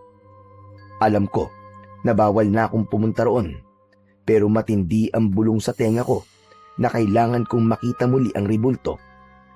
Hindi ko na napigilan ang aking sarili at lumapit ako sa pinto. Marahan ko yung binuksan at tuloy-tuloy akong pumasok. Lumapit ako sa ribulto at naramdaman ko ang bahagyang pag-iinit ng agimat na suot ko. Dumako ang mata ko sa mga gintong nasa paanan ng ribulto at napansin ko na mas dumami na ang mga yon. Napakunot ang noo ko ng isang pamilyar na ginto ang nakita ko roon. Yun yung hugis pusong ginto na nakita ko sa minahan. Kinuha ko yun upang makita ko yun ng malapitan. Hindi ako pwedeng magkamali. Ito nga yung gintong nakita ko sa minahan. Ito yun. Pero, bakit nandito to? Naputol ang aking pag-iisip nang marinig ko ang pagtawag ni Lolo Lauro sa akin. Inilagay ko sa bulsa ng aking short ang hugis pusong ginto. Nagmamadali akong lumabas ng silid na yon at isinarado ko ang pinto. Lumabas na ako ng bahay ni Aling Ramona at lumapit ako kay Lolo. Bakit ang tagal mo naman? Baka mamaya Nakialam ka na naman ang kung ano sa loob ah. Hindi po, Lo. Napatagal lang po ako sa paggamit ko po ng banyo. Nagpaalam na kami kay Aling Ramona. Maya-maya pa ay nakasakay na kami ni Lolo sa kabayo habang pabalik sa minahan. Tahimik lang ako dahil iniisip ko pa rin kung paano napunta sa bahay ni Aling Ramona ang ginto na hugis puso. Gayong sa pagkakaalam ko ay kasama yon sa mga ninakaw ng aswang. Hanggang sa napagdugtong-dugtong ko na ang mga pangyayari.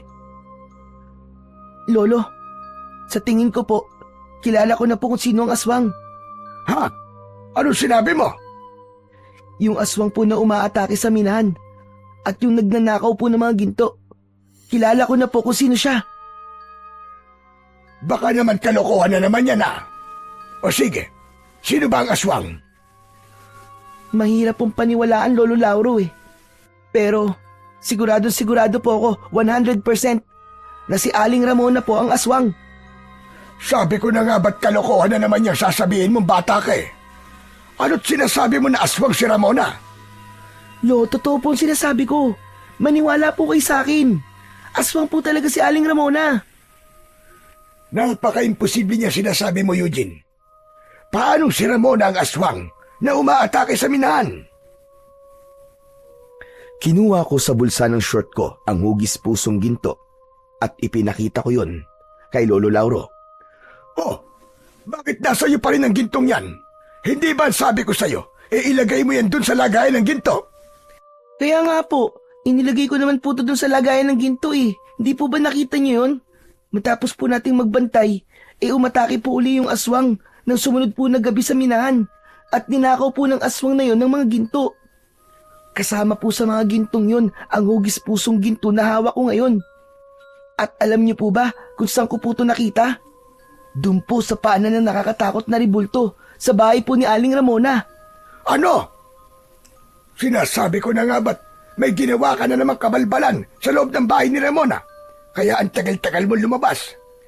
Ikaw talaga, napakatigas talaga ng ulo mong bata ka. Lolo, huwag niyo na pong pansinin kung nakialam po ako sa bahay ni Aling Ramona. Ang importante po ay alam na po natin kung sino po ang aswang. Nung nakita ko po kasi kanina yung pinto po ng kwartong kinaroroonan po ng ribulto, ay para pong may bumubulong sa akin na pumasok po ko ron. Malakas po talaga ang pakiramdam ko na ang diwa ng agimat ang gumawa nun para malaman ko po ang katotohanan. Sandaling natahimik si Lolo Lauro sa mga sinabi ko sa kanya. Ramdam ko na pinag-iisipan niya rin ng gusto ang mga nalaman niya sa akin. Ako naman ay sigurado sa aking mga sinabi, lalo na't pakiramdam ko ay ginagabayan ako ng agimat upang malaman ko ang totoo. Kung naramdaman mo na itinuro sa iyo ng agimat ang katotohanan, malaki ang posibilidad na tama mga sinabi mo, Apo. Hindi lang talaga ako makapaniwala nung una na si Ramona ang aswang dahil sadyang napakabait niya. Hindi po kaya naisip ni Aling Ramona na kailangan niyang magpanggap na mabait upang hindi siya mapagdudahan ng mga tao? Tama ka, Apo. At naging epektibo ang estratehiya niyang yon. Dahil nung sinabi mo sa akin na siya ang aswang, ay hindi kaagad ako naniwala. Ang ipinagtataka ko lang ay kung bakit ninanakaw niya ang mga ginto sa minahan at bumibili rin siya ng maraming ginto. Hindi po ba sabi ko po sa inyo ay nakita ko na doon po sa paanan ng ribulto ang daming ginto. Hindi po kaya hindi naman talaga niya binibenta yung mga ginto. Baka po inaalay niya doon sa ribulto. Baka po yung ribulto na yon ang itinuturing niyang Panginoon. Tama ka. Malaki ang posibilidad na ganun nga, Apo. Sayang, magaan pa naman sana ang loob ko sa kanya. Tapos malalaman natin na kampun pala siya ng kadiliman at isa siyang aswang. Kaya nga po, Lolo ramdam ko po talaga na may gusto po kayo kay Aling Ramona Pag-ibig na po sana. Naging bato pa. Tumigil ka na nga dyan. Talagang nagawa mo pa magbiro. Joke lang po, Lolo. Pero seryoso, ano na pong gagawin natin ngayon? Naisip ko, na kailangan nating magbantay sa minahan mamayang gabi. Panahon na para patayin mo ang aswang apo. Po? Hala, bakit po ako? Hindi ba't nasa iyo na ang agimat ko? Yan ang gagamitin mo para labanan si Ramona. Pero talagang mamayang gabi na po kagad. Ni hindi niyo pa nga po ako natuturuan kung paano po makipaglaban eh. Sinabi ko na sa'yo na ang agimat ang gagabay sa'yo. Hanggat suot mo yan, ay ikaw ang kinikilala niyang tagapangalaga at gagabayan ka niya, lalo na kapag nakikipaglaban ka na sa mga aswang. Natatakot po ako. Pero mukhang wala na po akong magagawa kundi gawin po ang sinabi niyo. Marami na pong pinatay si Aling Ramona na mga minero. At kapag hindi po natin siya pinatay, ay paniguradong madadagdagan pa po ang mga biktima niya. Kaya nga kailangan na natin kumilos kagad na po, bago pa mahuli ang lahat. Binilisan na ni Lolo Lauro ang pagpapatakbo sa kabayo. Hindi nagtagal ay nakarating na kami sa minahan. Nakatipon na ang mga minero at nasa unahan na ng mga yon si Donato. Lumapit na kami ni Lolo sa kanila. Mabuti naman at dumating na kayong dalawa. Kayo na lamang ang hinihintay namin. Ngayon, ay sasabihin ko na ang 5 tao na magbabantay mamayang gabi. Gagawin ko ng 100,000 piso gantimpala sa makakahuli sa aswang dahil masyado na malaki ang perwisyong nagagawa niya sa aking negosyo. Umugong ang bulungan ng mga trabador. Narinig ko sa isang lalaki na kahit gawin pang 1,000,000 piso ang gantimpala ay hindi ito magbabantay sa minahan. Anito ay mahal pa nito ang buhay niya at ayaw niyang matulad sa mga naunang pinatay ng aswang. Hanggang sa nagkaroon ng lakas ng loob ang mga trabador na sabihin kay Donato na ayaw nila na magbantay sa minahan dahil natatakot sila sa aswang. Magkakasabay na umalis ang mga trabador pero nanatili kami ni Lolo Lauro sa aming kinatatayuan. Sige! Umalis kayo lahat! Mga duwag! Mga wala kayong silbi! Huwag na kayo babalik dito kahit kailan! Hindi mo sila masisisi kung ayaw nilang magbantay dito mamayang gabi, Donato. Marami ng minero ang pinatay ng aswang na yon. May mga pamilya silang naghihintay sa kanilang bahay at sigurado ko na kahit taasan mo pa ang gantimpalang ibibigay mo sa makakahuli sa aswang, ay hindi pa rin magbabago ang isip nila. Ang dami mo sinasabi, matanda ka. Kayong dalawa, ano pang ginagawa niyo rito? Umalis na rin kayo, kagaya ng mga walang kwenta at duwag na mga trabador ko. Kami na lang ni Eugene na magbabantay dito sa minahan mamayang gabi. Huwag kang mag-alala, dahil gagawin namin ang lahat para mahuli ang aswang na yon. Aba, teka ga, mukhang nagbago ang ihip ng hangin. Nung una, ay ayaw mong pagbantayin si Eugene dito sa minahan, tapos ngayon, biglang ikaw na mismo ang gustong isama siya sa pagbabantay. Alam ko na. Dahil sa dinoble ko na ang gantimpala, tama ba ako? Hindi na ito tungkol sa pera, Donato. Sa totoo lang, wala kaming pakialam ng apo ko sa kahit na anong ibibigay mo na gantimpala. Para na ito sa mga minerong pinatay ng aswang na yon. Gagawin namin ito para matigil na ang patayan sa minahan na ito. Masyado kayata nagpapakabaya ni Lauro. Pero duda pa rin ako na kaya niyong patayin ang aswang na yon. Isang matanda at isang bata. Aba, anong laban niyo sa aswang? Pero ayos na yan, kesa walang magbantay ngayong gabi dito sa minahan ko. O siya, sige, galingan niyo ang pagbabantay at ipagdasal niyo na sikatan pa kayo ng araw. Ngumisi si Donato at sumakay na siya sa kanyang kabayo. Dala na rin niya ang mga gintong nakuha sa minahan sa araw na yon. Sinundan namin ni Lolo ng tingin ang papalayong si Donato hanggang sa mawala na siya sa aming paningin. Grabe, no? Ang sama-sama po talaga ng ugali naman Donato na yan. Imbis na matuwa siya dahil nagpresenta tayo na magbantay dito sa minahan, ay ininsulto pa po niya tayo. Hayaan mo na, Apo. Ipakita na lang natin sa kanya na magtatagumpay tayong tapusin ang kasamaan ng aswang na yon. Ituon natin ang ating atensyon sa pagbabantay. Ang mabuti pa ay magdasal na muna tayo. Pinangunahan ni Lolo Lauro ang pagdadasal. Pumikit kami habang nakayuko. Panginoon, gabayan niyo po kami ng aking apo na si Eugene ngayong gabi. Patatagin niyo po sana ang aming kalooban upang magawa po naming harapin ang panganib na maaari naming suungin. Humihingi po ko sa inyo ng proteksyon at higit sa lahat, bigyan niyo po ng tapang at lakas ng loob ang aking apo kung sakaling makakaharap niya ang kampon ng kadiliman na aswang mamayang gabi. O Panginoon, o Hari ng lahat, itinataas namin ang lahat sa inyo. Alam ho namin na hindi mo kami pababayaan. Matapos namin magdasal sa Panginoong Diyos, ay nagkaroon ako ng lakas ng loob. Inisip ko na kahit nakakatakot at mapanganib ang magiging gabi namin sa loob ng minahan, ay kailangan kong maging matapang.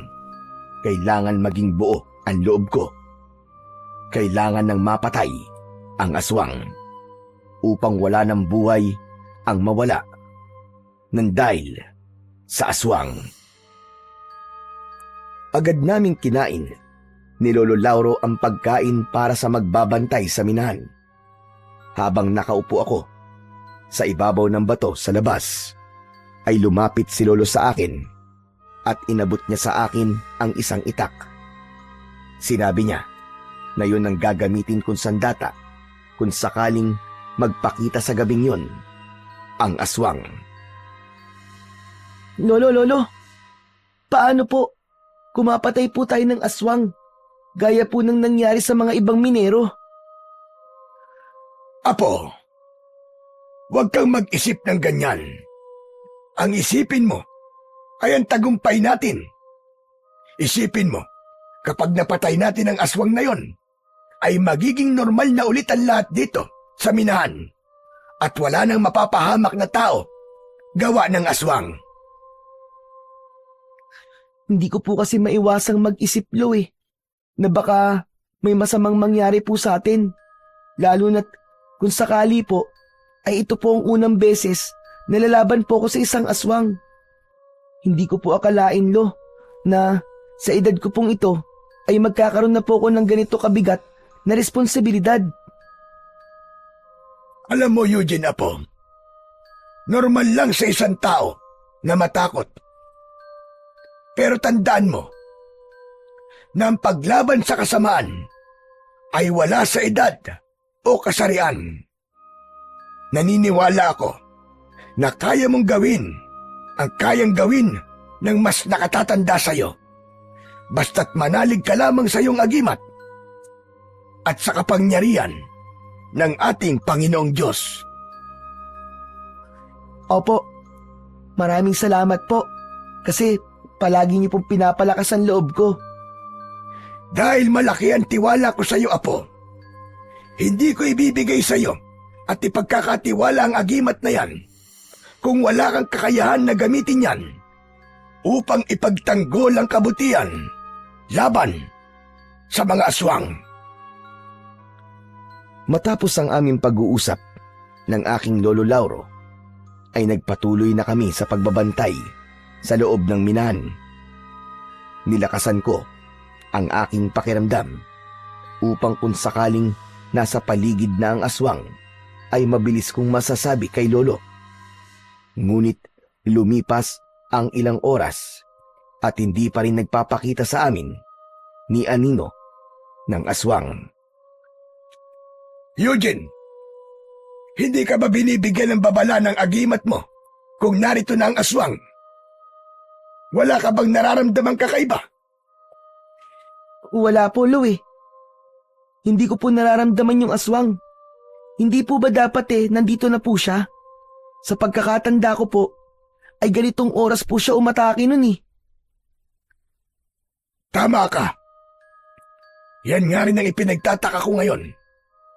Magkakasunod na gabi siyang umatake rito sa minahan.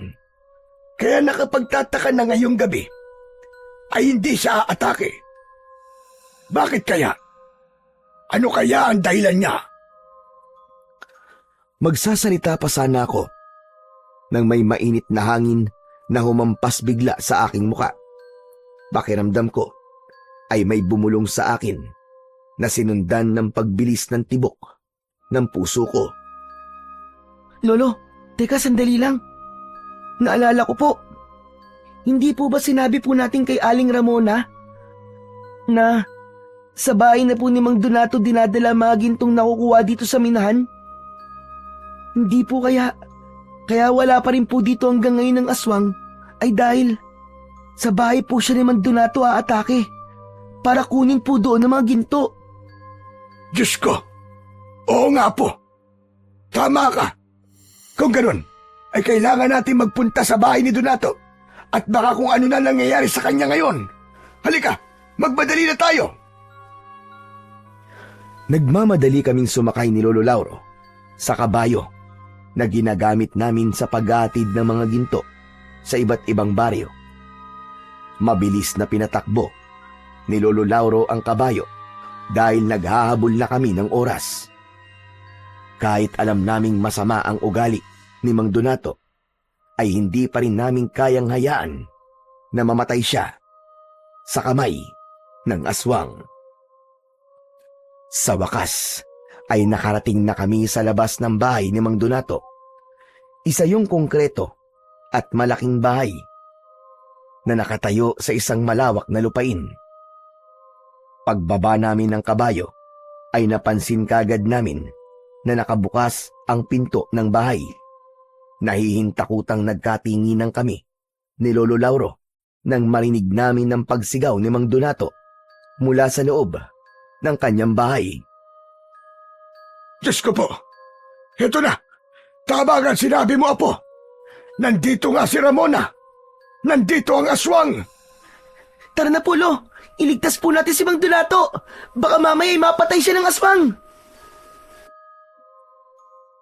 Mabilis kaming tumakbo ni Lolo Lauro papasok sa malaking bahay ni Mang Donato. Patuloy naming naririnig ang pagsigaw ni Mang Donato mula sa ikalawang palapag.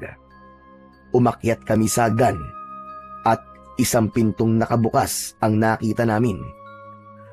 Pumasok kami sa pintong yun at tumambad sa amin si Mang Donato na sugatan at dugo ang nakahandusay sa sahig. Naliligo ito sa sariling dugo. Naroon din ng aswang na nakatayo sa paanan ni Mang Donato. Sabay na napatingin si Mang Donato at ang aswang sa amin ni Lolo. Mabuti't dumating kayo! Tulungan niyo ako! Papatayin ako ng aswang na yan! Tulungan niyo ako! Sabihin mo sa akin kung nasa na mga ginto mo at aalis na ako rito. Hindi ka maaaring umalis dito, aswang ka! Aling Ramona! Anong sinabi mo? Alam na namin na ikaw yan, Aling Ramona. Huwag ka na magkaila pa. Ikaw ang aswang na pumapatay sa mga minero at nagdanakaw ng ginto.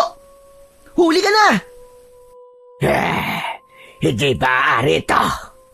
Paano niyong nalaman ang aking sekreto? Hindi na importanteng malaman mo pa. Pero isa lang ang sigurado kami ni Lolo. Ngayong gabi, matatapos na ang kasamaan mong demonyo ka! Nagpapatawa ka ba, batang paslit? Ano ang laban ng isang bata at matanda sa isang aswang na malakas na katulad ko? Hindi kayo ang tatapos sa akin. Hindi ako papayag na mapigilan niyo ako sa aking misyon. Kailangan ko na maraming ginto upang ialay sa aking Panginoon, upang muli siyang mabuhay at makapagkasiksa ng lagim at kamatayan sa buong mundo. Hayop ka talaga! Hayop kang aswang ka! Sinasabi ko na nga ba at sumasamba ka sa demonyo! Bibigyan ko pa kayo ng pagkakataon. Umalis na kayong dalawa. Kung ayaw ninyong madamay, ang mga ginto lang ang kailangan ko.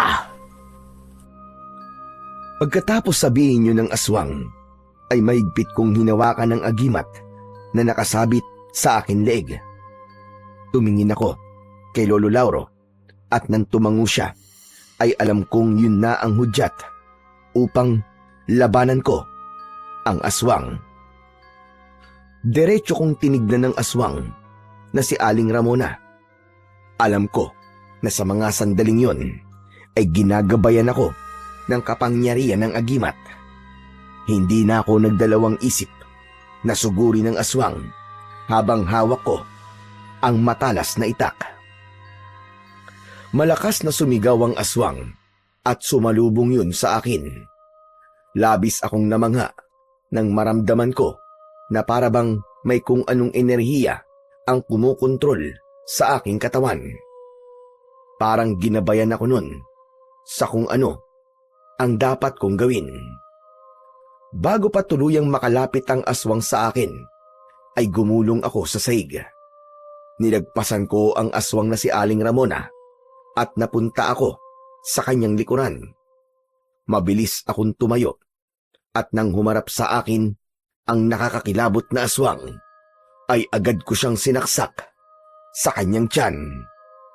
Nagsimula ng gumapang si Mang Donato palapit kay Lolo Lauro. Hanggang sa malakas kong itinulak ang aswang at natumba siya sa ibabaw ng nakadapang si Mang Donato. Aray ko! Aray! Bakit naman sa dinabi namin na pwedeng bagsakan, ay sa akin ka pa bumagsak? Sinunggaban ng aswang si Mang Donato at ginawa nitong biyag si Mang Donato. Tinapat ng aswang ang matutulis nitong mga kuko sa leeg niya. Sige! Sige! Subukan mo lumapit dahil papatayin ko lalaking ito. Ang gusto ko lang ay ang mga ginto. Nasaan ang ginto? Ibigay niyo sa akin ang mga ginto. Kailangan niyang mabuhay ang aking Panginoon. Ibigay niyo sa akin ang mga ginto. Tama na! Tama na, Aling Ramona! Hindi na tama itong ginagawa mo! Sa kagustuhan mong buhay na sinasabi mong Panginoon mo, ay nagagawa mo ng pumatay ng mga inosenteng buhay! Napansin ko na wala na si Lolo Lauro sa silid na yon. Hindi ko namalayan ang kanyang pag-alis, kaya hindi ko alam kung saan siya nagpunta. Hanggang sa bumalik si Lolo na may dalang isang malaking bag. Ramona! Tumingin ka rito! Hindi ba't hinahanap mo mga ginto? Heto! Heto mga gintong hinahanap mo! Biglang itinaktak ni Lolo Lauro sa sahig ang mga gintong nasa loob ng bag. Iba't iba ang sukat. Kumalat yun sa sahig. Hindi! Anong ginawa mo? Anong ginawa mo, Lauro? Ang mga ginto ko! Sa wakas, sigurado ako na sapat na ang napakaraming ginto na yan upang mabuhay na ng tuluyan ang aking Panginoon, ang Panginoon ng kadiliman. Marahas na binitiwan ng aswang si Mang Donato.